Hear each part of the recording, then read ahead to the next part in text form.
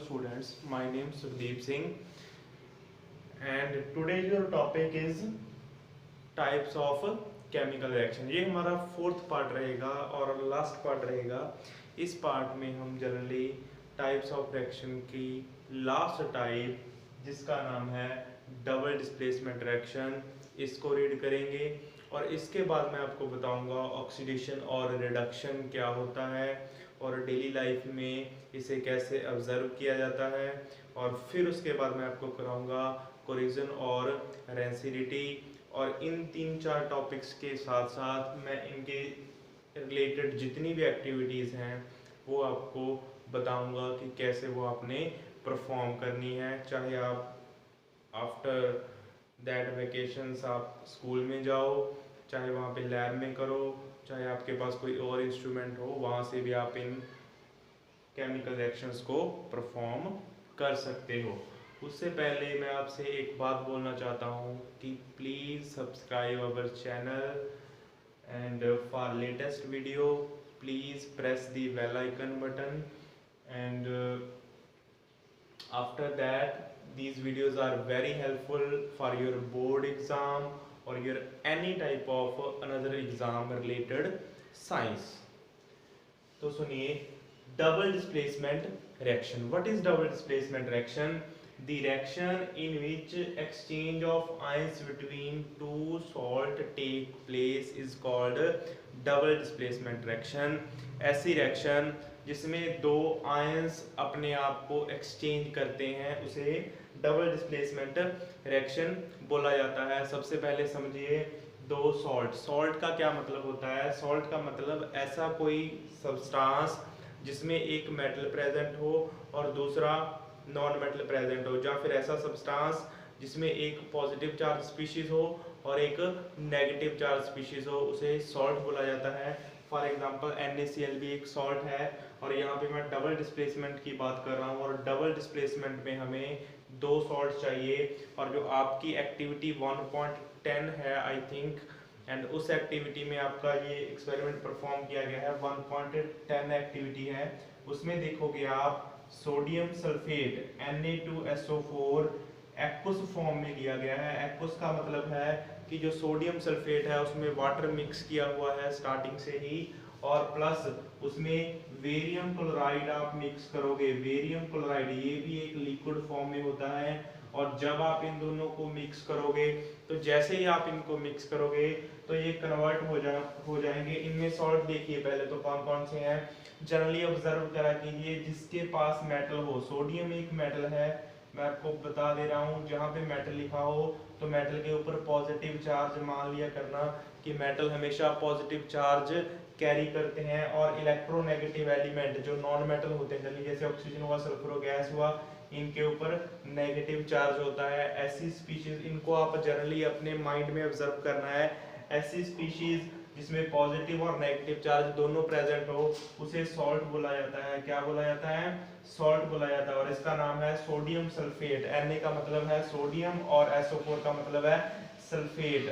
Sodium sulphate, sodium sulphate. और उसके बाद क्या है आपका Ba भी एक मेटल है और मेटल के ऊपर हमेशा कौन सा चार्ज आएगा?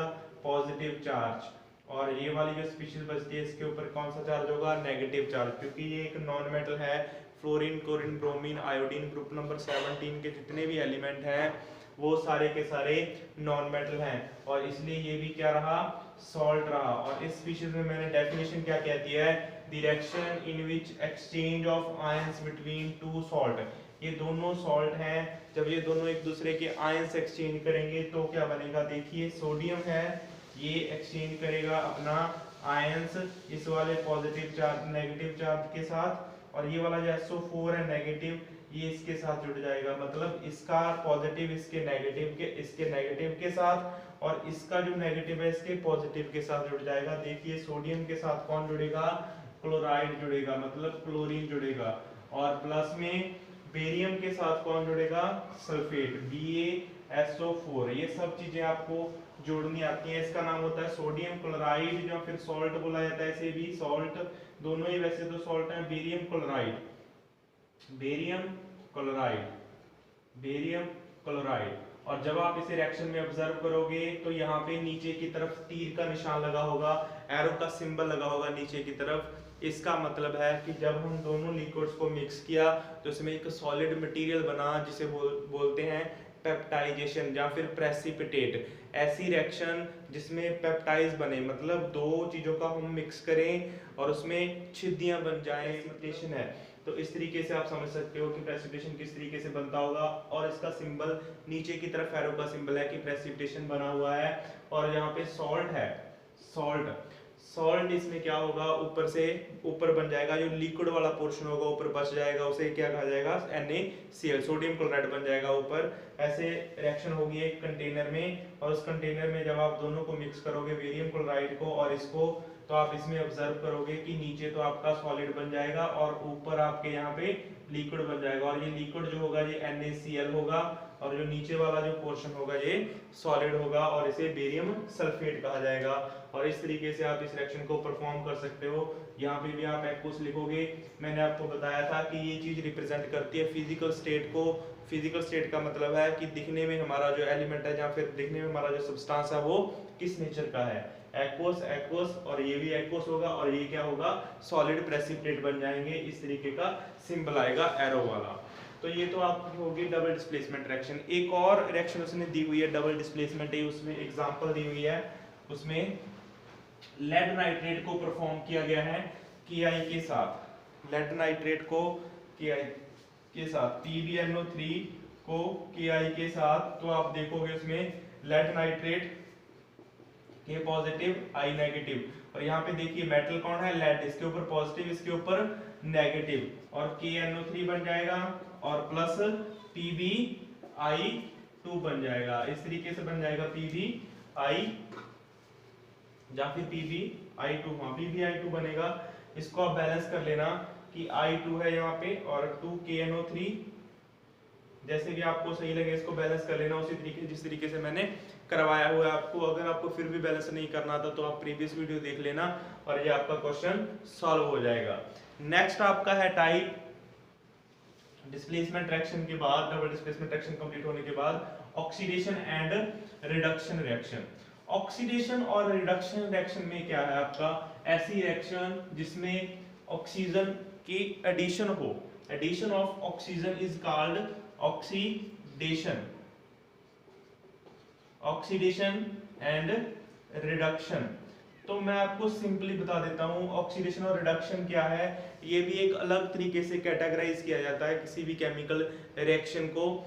और इसमें देखिए आप, ऐसी रिएक्शन जिसमें addition of oxygen take place करे, addition of oxygen take place करे, और ये आपकी एक्टिविटी 1.11 के आसपास कोई एक्टिविटी होगी। उसमें कॉपर के पाउडर को O2 की प्रेजेंस में हीट किया गया होगा, और आप देखोगे कि इधर वाला जो कॉपर वाला है, कॉपर का कलर आपको सभी को पता होगा, और कॉपर के ऊपर अगर आप ऑक्सीजन इस तरीके से ऐड करते हो तो उसके ऊपर ब्लैक कलर की कोटिंग हो जाएगी, ब्लैक कोटिंग हो जाएगी, या फिर उसके ऊपर ब्लैक कलर हो जाएगा इस कॉपर ऑक्साइड का।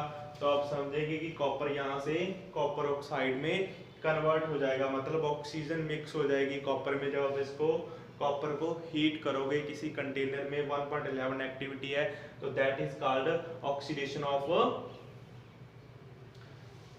Of copper. सिमिलर तरीके से आप किसी भी चीज की ऑक्सीडेशन कर सकते हो। एडिशन ऑफ, जैसे फॉर एग्जांपल मैंने कराया था मैग्नीशियम प्लस O2 को आप जब आप हीट करोगे तो क्या बनेगा, मैग्नीशियम ऑक्साइड। ये भी क्या है, ऑक्सीडेशन है। किसकी, मैग्नीशियम मेटल की ऑक्सीडेशन है। कितनी भी एग्जांपल आप इसमें ले सकते हो। नेक्स्ट आप देखिए रिडक्शन। रिडक्शन क्या होता है, removal of oxygen, removal of oxygen, इस तरीके से भी समझ सकते हो। और addition of hydrogen, addition of hydrogen, addition of hydrogen. ऐसी कोई भी रिएक्शन जिसमें आपको हाइड्रोजन की एडिशन दिखे या फिर ऑक्सीजन की रिमूवल दिखे, उसे आप रिडक्शन बोलोगे। एडिशन ऑफ ऑक्सीजन और removal of hydrogen, removal of hydrogen, removal of hydrogen. ये देखिए यहाँ पे कंफ्यूज नहीं होना आप लोगों ने, रिमूवल ऑफ हाइड्रोजन, अगर हाइड्रोजन रिमूव हो रही है और ऑक्सीजन ऐड हो रही है तो उसे कहेंगे हम ऑक्सीडेशन रिएक्शन।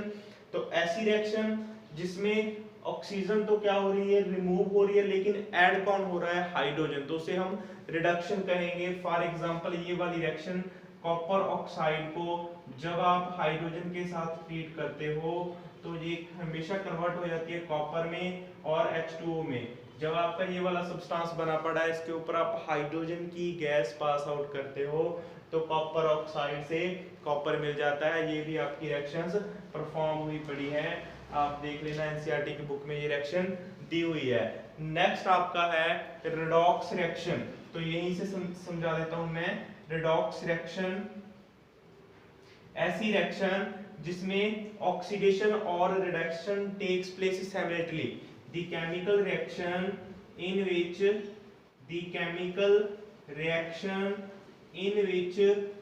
oxidation and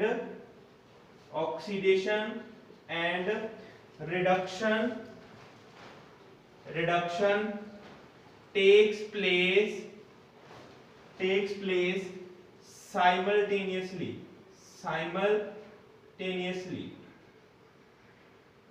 तो ऐसी रिएक्शन जिसमें ऑक्सीडेशन और रिडक्शन साइमल्टेनियसली प्रोसीड करें उसे रेडॉक्स रिएक्शन बोला जाता है। और इसी तरीके से आप एग्जांपल समझ सकते हो, ये ऊपर वाली CuO प्लस H2O, यहां से देखिए आप कॉपर की यहाँ पे क्या हो रही है, ऑक्सीजन रिमूव हो रहा है, तो दैट इज कॉल्ड कॉपर की रिडक्शन हो रही है। यहाँ पे क्या हो रही है, रिडक्शन हो रही है, रिडक्शन।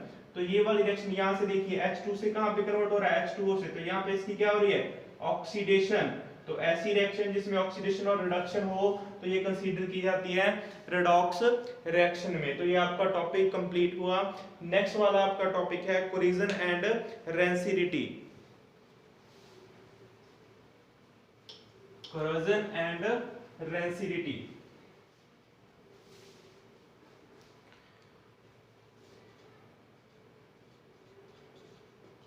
कोरिजन एंड रेंसिडिटी, थोड़ा सा समझिए कोरिजन एंड रेंसिडिटी को। कोरिजन क्या होता है, जब एयर और वाटर की प्रेजेंट में या फिर मॉइस्चर की प्रेजेंस में ऑक्सीजन की लेयर किसी मेटल के ऊपर जम जाती है या फिर मेटल की ऑक्सीडेशन हो जाती है। Oxidation of metal in the presence of air, water, etc. is called corrosion. तो इससे क्या होगा कि मेटल है जो वो खराब हो जाती है, मेटल अपनी ड्यूक्टाइल नेचर या फिर अपना कोई भी न्यू कैरेक्टर वो फ्लो ऑफ होने लगता है, उससे बाहर होने लगता है उसका कैरेक्टर, तो इसे कहा जाता है कोरिजन। और आपने एग्जांपल देखी होंगी, आयरन के ऊपर ब्राउन कलर की कोटिंग, ब्राउन कोटिंग, और आपने देखा होगा कॉपर के ऊपर ग्रीन कोटिंग। ये याद रखना, कॉपर के ऊपर ग्रीन कोटिंग होगी जब कोरिजन होगा कॉपर का। और सिमिलर तरीके से अगर सिल्वर के ऊपर ये हो रहा है तो सिल्वर के ऊपर ब्लैक कोटिंग हो जाएगी, ब्लैक कोटिंग। तो ये सारी तीनों एग्जांपल कोरिजन की हैं, तीनों एग्जांपल कोरिजन की हैं। और ये कोरिजन अगर आयरन की हो रही हो तो इसे रस्टिंग बोला जाता है। क्या बोला जाता है, रस्टिंग भी बोला जाता है। नेक्स्ट आपका टॉपिक है बिल्कुल आसान, रेंसिडिटी। अगर फूड की ऑक्सीडेशन हो रही हो, द ऑक्सीडेशन ऑफ